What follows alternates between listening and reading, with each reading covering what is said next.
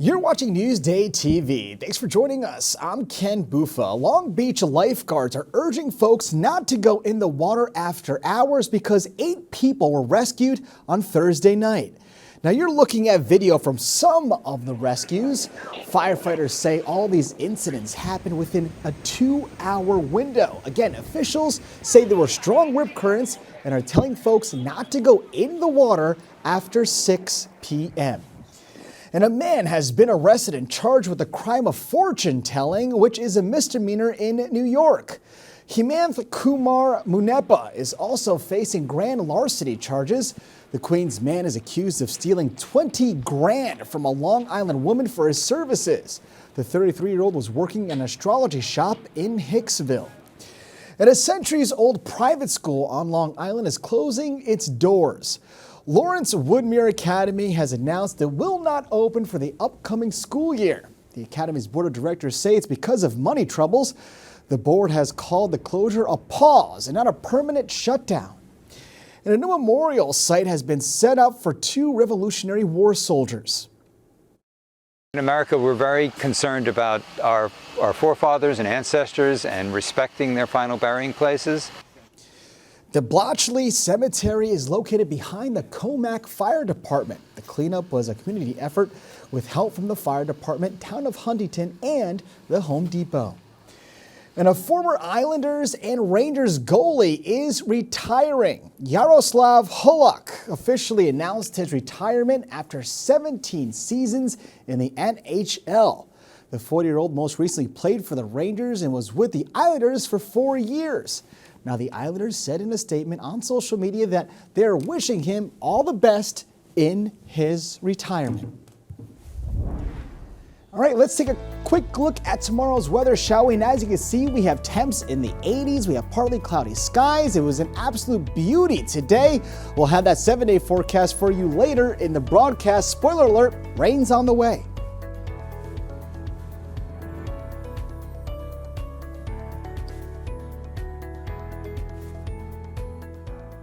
Overtime costs for New York State agencies have risen despite an increase in staffing levels.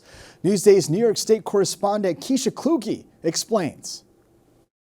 Overtime across state agencies was up $1.3 billion, about a little more than 10% increase from that's from 2023 to 2024. The state did see increases in the number of positions. They are still adding positions, and for the first time in a while, they're starting to see more people being hired, which should help with that overtime. The lion's share of those hours go between 3 top agencies: the Department of Corrections and Community Supervision, Office for People with Developmental Disabilities, and the Office of Mental Health.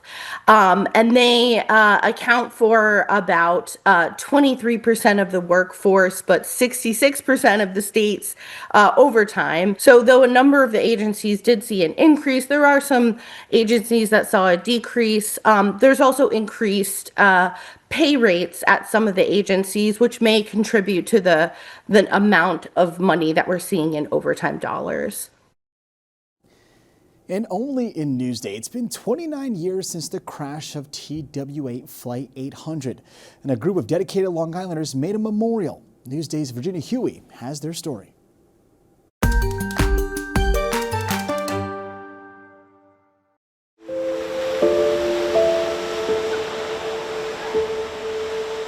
Nestled in the dunes of Smith Point Beach, the TWA Flight 800 International Memorial stands as a poignant tribute to the 230 people killed in one of America's worst aviation disasters. A sacred place of remembrance made even more beautiful by the people who maintain it. Cleaning the wall off, taking all the dust off of it. Christopher Carubia and fellow program participants from independent group home living pour their hearts into every task, whether it's keeping the memorial spotless or brimming with flowers. Loosen it up, get the roots. Good job. From petunias to daisies and begonias, Kevin Arachi helps grow all the plants from seed at Smile Farms in Moriches. I think it's wonderful and pretty and beautiful, and I love it. It's for just, the people who died. Flight 800. Christopher has helped care for the memorial since it was unveiled 23 years ago. He finds a sense of purpose in honoring the lives lost and the families left behind. I want them to know that we're thinking of them. And we're just kind of giving them peace to come down here and look at all the plants that we just planted over there. What makes Christopher and the rest of the group exceptional is that they all have special needs. It's their unique abilities and perspectives that make their contributions to the memorial so valuable. They're not showing the world that there are people with disabilities. They're showing the world that there are people with abilities. After TWA Flight 800 exploded and crashed into the ocean off East Mauritius on July 17, 1996, IGHL provided support services for the families during the search and recovery operation. The nonprofit also paved the way for construction of the memorial and its maintenance. We came up with the idea and pitched it to the families in 1998 that we have a group of people that might be able to help. It would support them and also give them some meaningful work in the community. The impact of the program participants' efforts is most deeply felt by the families of the 230 victims, especially on every anniversary of the tragedy. They was beautiful souls. They left us too young. Maria Toscano of Shirley lost her niece, Virginia Pelez Holst, and her husband, Eric Holst. They do a wonderful job. Beautiful. The way they work, they do with love. A love seen and felt in a place that never forgets. For Newsday TV, I'm Virginia Huey.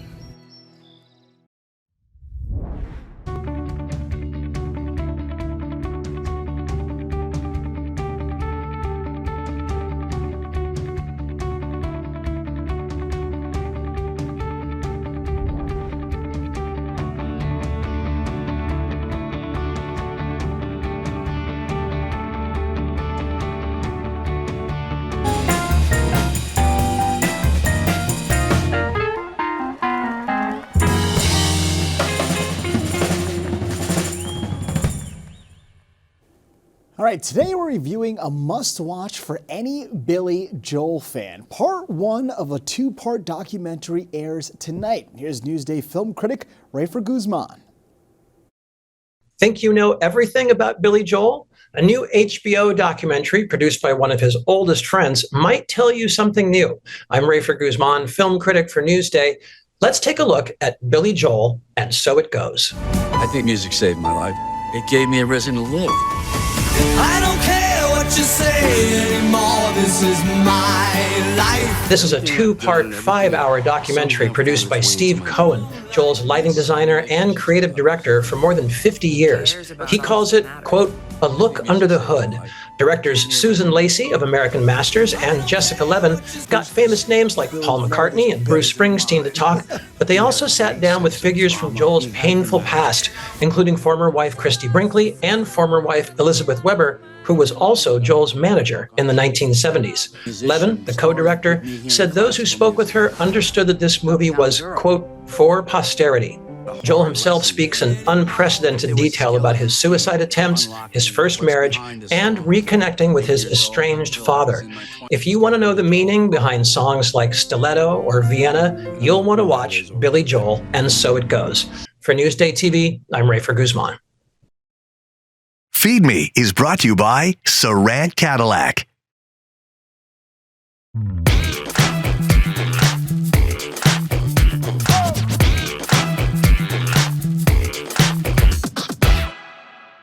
I have been whining for decades about how local restaurants don't serve local fish.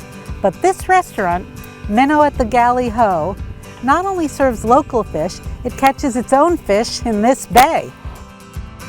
So let me see what we have here. Porgy galore. Porgy galore. Blowfish. So this cannot be fresher than that we are doing now. Now we caught a lot of dogfish. Ceviche, a seared fillet, crudo, fried fillets almondine, but they all have one thing in common. Oi, more dogfish. They're all made with dogfish. The same fish in so many different ways. This should be on every menu. I saw this guy swimming like 2 hours ago. Yeah, and now you're eating. Yeah. It's a beauty, no? Yeah, it's I am top of the food chain. Erica, you've never looked lovelier. I do like orange. Fisherman John DeVello mans Minnow's Pound Trap. His crew usually leaves shore at 4:30 a.m. to arrive before the sun does. You want to get there before it's light. Really? Why's that? Because the birds get in the net and they eat all the squid and butterfish and stuff out of the net. We prevailed upon him to leave a little later to accommodate us landlubbers. They use a type of fishing gear called a pound trap. There's no bycatch from it, so everything that you don't want lives. If it's too little, we just throw it back and it swims away. The other advantage is you don't have to fish it. If the weather's bad for a couple days and you can't get to it, it's fine, the fish are going to be in there. If I might translate this into pasta, the pound trap is like a colander in the sea, and the fish are like macaroni. Once you strain the fish out of the water, you use a landing net, think slotted spoon, to transfer them to the boat. Today we caught some fluke, a weak fish, some blowfish, some sand sharks, and some porgies. Today's catch is delivered to the kitchen. Tomorrow, DeVello and his crew will head out to the pound trap and see what new treasures have wandered in overnight. For Newsday TV, I'm Erica Marcus. All right, let's take a closer look at your 7-day forecast. And yes, there is some rain on the way, and it's coming in on Sunday. Looks like there'll be some thunderstorms, but other than that, it's pretty clear until we get to Friday. Temps will be in the 80s or just around there. We'll have some clouds, we'll have some sun. It'll be overall good 7 days. We'll check back on that weather next week to see if we stay dry. Maybe that thunderstorm on Friday moves out.